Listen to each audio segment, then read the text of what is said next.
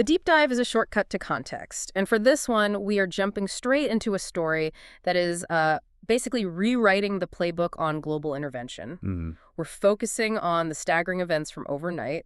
The U.S. strikes on Caracas, and it all ended with the capture of the sitting Venezuelan president, Nicolas Maduro, and his wife, Celia Flores. It's genuinely unprecedented. I mean, when you look at the source material we have detailing this operation, you see this incredible tension. A tension between what, exactly? Well, on one side, you have this textbook execution of a high-risk military mission. Yeah. Just flawless. And on the other? On the other, you have a massive geopolitical vacuum being created in real time.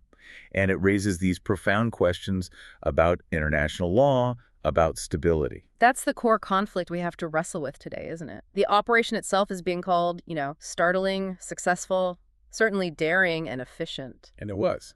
The U.S. did what seemed impossible. They removed a head of state from his own capital. It was essentially serving an arrest warrant with special forces. Yeah. Exactly. And we have to balance that, that sheer operational success against the risk that the U.S. has, maybe without meaning to, signaled a whole new era of unilateral action. Right. The capture is done, but the critical lack of any apparent planning for what happens next, that's the ticking time bomb we have to look at. So efficiency versus the aftermath. Precisely. Okay, so let's start with the reality of the operation itself. Because this was not some quiet, covert extraction. No, not at all.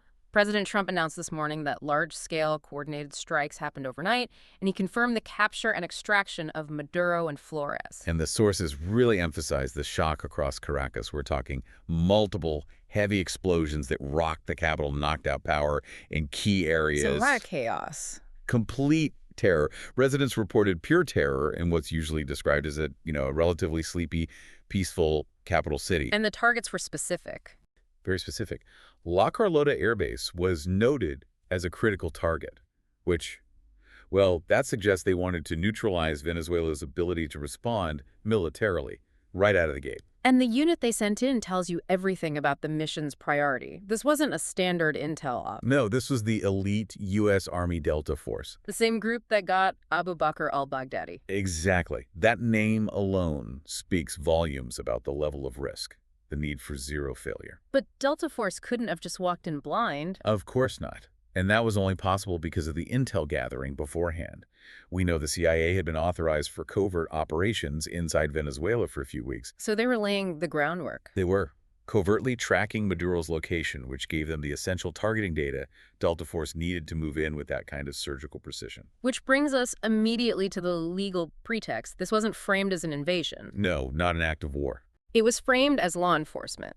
U.S. Attorney General Pam Bondi came out and confirmed that both Maduro and Flores were indicted and would, quote, face the full wrath of American justice. And she cited a specific 2020 indictment filed in the Southern District of New York. Right, and that 2020 indictment is the legal key that unlocked this entire thing. It is. It allowed the administration to define this whole operation as an extension of domestic law enforcement. Serving a warrant. Serving a warrant for drug trafficking charges rather than, overt regime change. And don't forget, there was already a $50 million bounty on Maduro's head. So it provides a legal hook that makes the whole thing simpler, at least on the home front. Much simpler than a purely political or military invasion, yeah. And what was the immediate reaction from Caracas? Pure panic and desperation. The Venezuelan vice president went on record saying they had no idea where Maduro or the First Lady were after this brutal attack and demanded immediate proof of life. Just total uncertainty. The fear was palpable.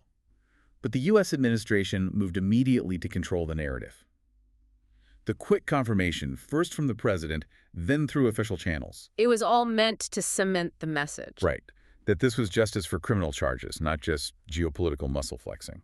But let's not pretend this was only about drug charges. I mean, that legal pretext gave them cover for a stunning political statement. Absolutely. Removing the sitting president of a country that's been a regional irritant, a major U.S. antagonist, that shows an incredible new willingness to use force. Indeed. And if you connect this to the bigger picture, the administration had multiple long-term strategic goals here.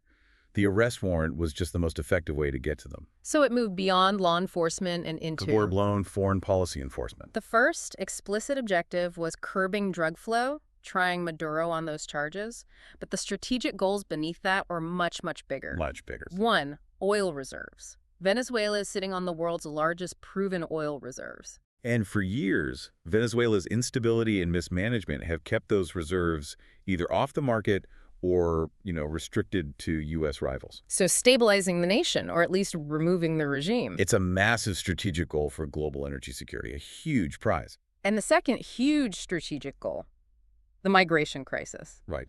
The U.S. desperately wants a stable Venezuela. Hundreds of thousands of Venezuelans have fled to the U.S., and theoretically they could go home faster if the political situation stabilizes. So you've got those three factors, Right. drugs, oil, migration, and they form this cohesive rationale. The drug indictment was the sharp, quick blade, but the others were the real motives. Okay, so that leads us to the most scrutinized part of this whole thing. The legal justification for the actual bombs, the kinetic strikes. The part that looks a lot like war. Exactly. The administration argued that the strikes were authorized under the president's Article 2 authority, his power as commander-in-chief. And, crucially, to protect the U.S. personnel who were there capturing Maduro. It's a constitutional high-wire act. How so? Well, traditionally, large-scale strikes against another country's infrastructure. That's an act of war. It requires congressional consultation. Not just a president's decision. Right. But the administration is essentially arguing this was a police action that required, let's say, heavy self-defense. And that falls under existing executive authority. And the sources confirm they chose speed over consultation. Oh, clearly. They did not brief the relevant lawmakers or committees before taking action. So Congress found out when we did. Pretty much. Secretary of State Marco Rubio was reportedly making calls to senators like Mike Lee after the operation was already over, just to explain what had happened.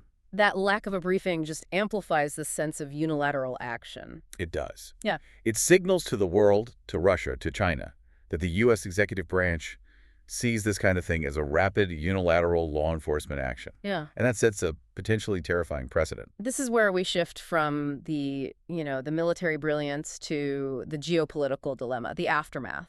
Yeah, the fallout is immense, because this is truly unprecedented territory.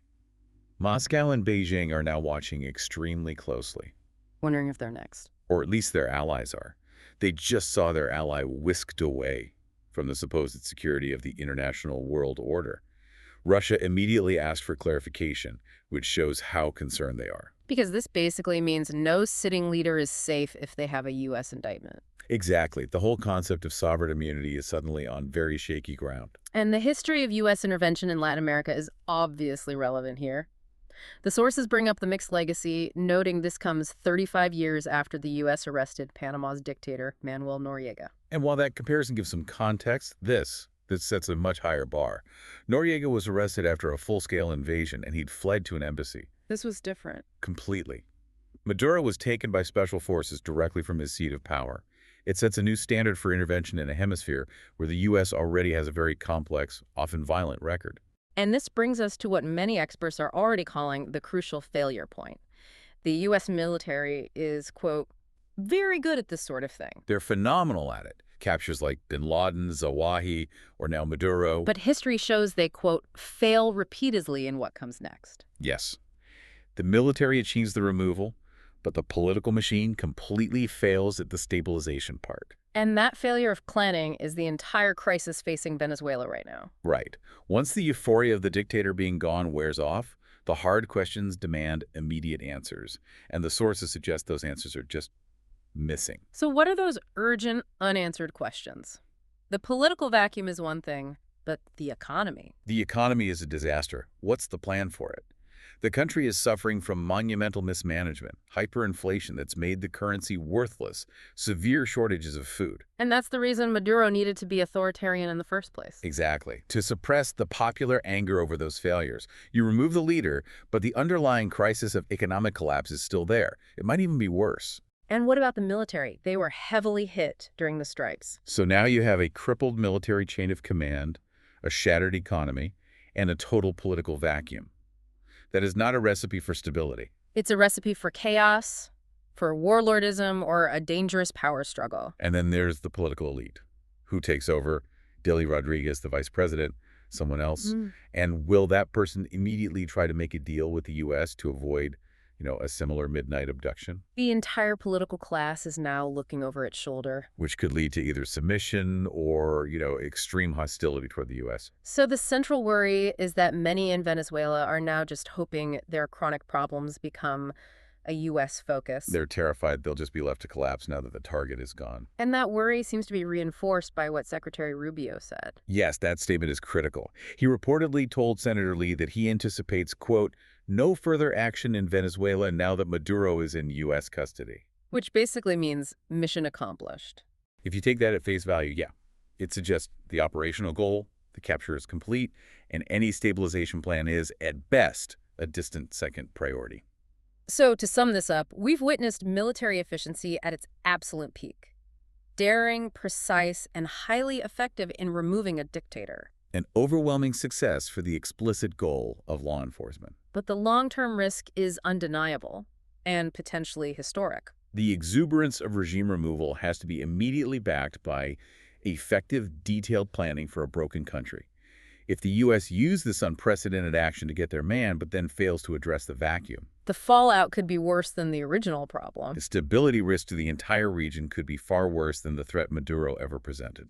So the capture may have achieved the immediate goal of delivering American justice. But if the focus is only on removal and not on stabilization, does this bold military success actually change anything for the people of Venezuela for the better? Or does it just open a new, potentially worse chapter of uncertainty? That's the question. And that's what will determine whether this moment is marked as a triumph of justice